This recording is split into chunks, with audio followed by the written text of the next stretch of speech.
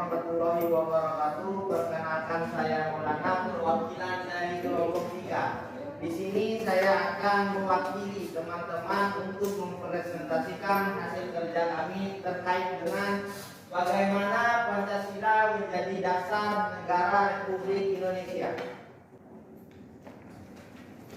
Yang pertama itu, apa itu dasar negara?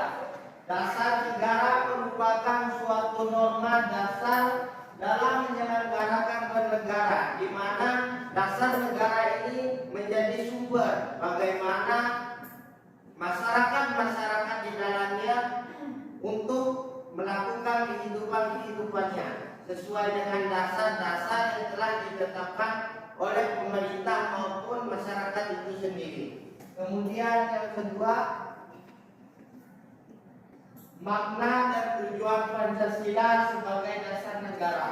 Bahwa yang sama-sama kita ketahui teman-teman, bahwasannya Pancasila ini dijadikan suatu dasar negara karena nilai-nilai di dalam Pancasila ini mengandung makna, mengandung landasan untuk bagaimana masyarakat, pemerintah, dan siapapun yang ada di dalam negara tersebut untuk berpedoman terhadap nilai-nilai Pancasila supaya terciptanya tujuan Pancasila sebagaimana memajukan kesejahteraan umum dan keamanan seluruh bangsa dan seluruh negara, di mana seluruh negara memiliki tujuan yang sama untuk mensejahterakan masyarakat yang ada di dalam negara itu tersebut. Kemudian yang selanjutnya,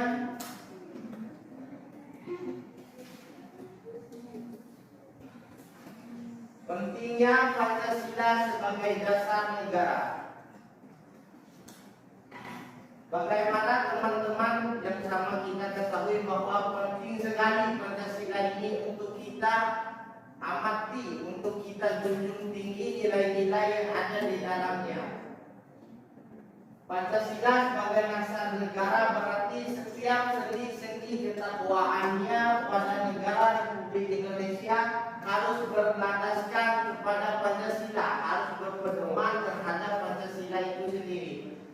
Di sini karena itu Pancasila dijadikan suatu pedoman bagi rakyat Indonesia, bukan hanya rakyatnya, tapi siapa yang tergabung dalam negara Republik Indonesia. Kemudian yang selanjutnya, tantangan Pancasila sebagai dasar negara, di mana teman-teman bahwa tantangan di era globalisasi sekarang sangat mengganggu atau sangat menjadi tantangan nilai-nilai di dalam Pancasila. Yang sama-sama kita ketahui teman-teman bahwa di dalam nilai-nilai Pancasila itu sendiri sudah semakin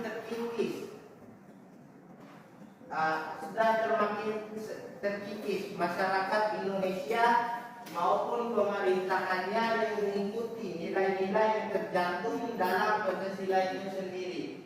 Dalam hal ini tantangan yang muncul antara lain yaitu berasal dari derasnya arus paham-paham yang berstandar pada otoritas, yang artinya berstandar pada otoritas ini pemerintah kurang memiliki kesadaran terhadap masyarakat itu sendiri. Mereka mengambil kebijakan yang mereka lakukan sesuai dengan apa yang mereka inginkan tanpa memikirkan kepentingan rakyat, tanpa memikirkan apa yang akan terjadi oleh rakyat itu sendiri ketika mereka mengambil kepentingan itu di era globalisasi sekarang. Kemudian selanjutnya, kedudukan Pancasila sebagai dasar negara.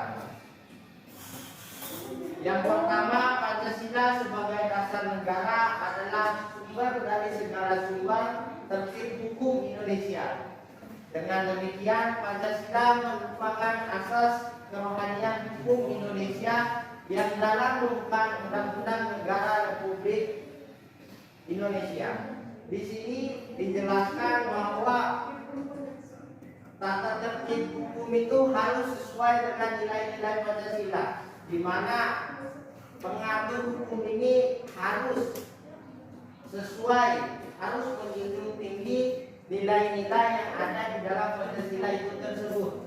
Kemudian yang kedua, meliputi suasana kebatinan dari Undang-Undang Dasar 1945, di mana suasana kebatinan, suasana ketentraman yang ada dalam, yang sudah dicetuskan dalam Undang-Undang Negara Republik Indonesia tahun 1945 itu telah dijelaskan bahwa kerakyatan yang dipimpin oleh hikmat kebijaksanaan dan permusyawaratan perwakilan, kemudian keadilan sosial. Kemudian dijelaskan bahwa keadilan sosial itu wajib dirasakan oleh semua elemen yang ada di dalam negara itu tersebut. Contohnya yang sudah kita ketahui, yang sedang kita tempati sekarang adalah negara kesatuan Republik Indonesia yang sama-sama kita cintai, teman-teman. Kemudian yang ketiga, mewujudkan cinta hukum bagi dasar negara, baik hukum dasar tertulis maupun tidak tertulis. Kemudian yang keempat, mengandung norma yang mengharuskan Undang-Undang Dasar, mengandung isi yang mewajibkan pemerintah dan lain-lain menyelenggarakan negara memegang teguh cita-cita moral rakyat yang leluhur. Di mana di sini norma yang mengharuskan, di mana pemerintah, masyarakat ataupun semua elemen yang ada di dalam negara tersebut harus mengandung dan mengharuskan undang-undang itu menjadi pedoman dalam hati mereka, supaya tercetusnya, supaya tersampainya tujuan-tujuan dari negara yang dimana cita-cita negara itu mensejahterakan rakyatnya dalam bentuk keadilan sosial tanpa membedakan satu sama lain.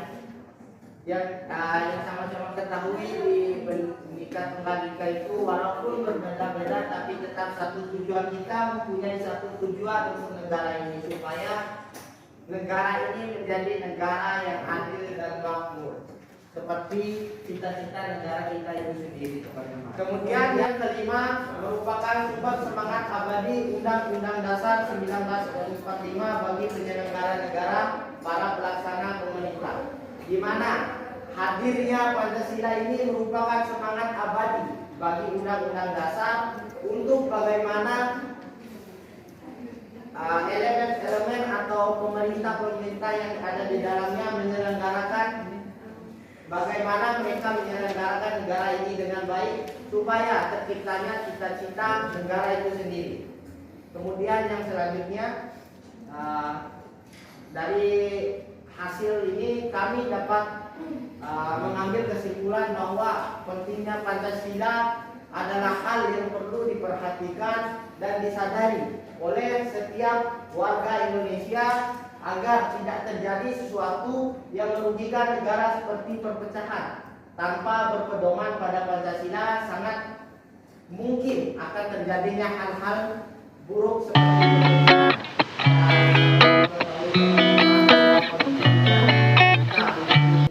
kita berpedoman, kita berdasarkan Pancasila itu supaya hal-hal yang tidak kita inginkan itu seperti halnya perpecahan, di mana telah kita rasakan, teman-teman, bahwa tahun-tahun 1948 di rejim Soeharto kita sudah terjadi perpecahan dalam negeri itu, teman-teman. Maka dalam hal ini kami dari kelompok 3 mengambil kesimpulan bahwa pentingnya bagi kita, orang-orang, pemerintah dan semua elemen yang ada di negara ini, untuk sama-sama kita menjunjung tinggi nilai persatuan dan kesatuan itu, teman-teman, supaya kita tidak merasa lagi perpecahan, penjajahan yang pernah terjadi di zaman-zaman sebelumnya, teman-teman. Sekian presentasi dari saya yang mewakili kelompok 3. Selesai sudah presentasi saya, seperti kamu dan dia yang selesai tanpa pernah dimulai. Wassalamualaikum warahmatullahi wabarakatuh.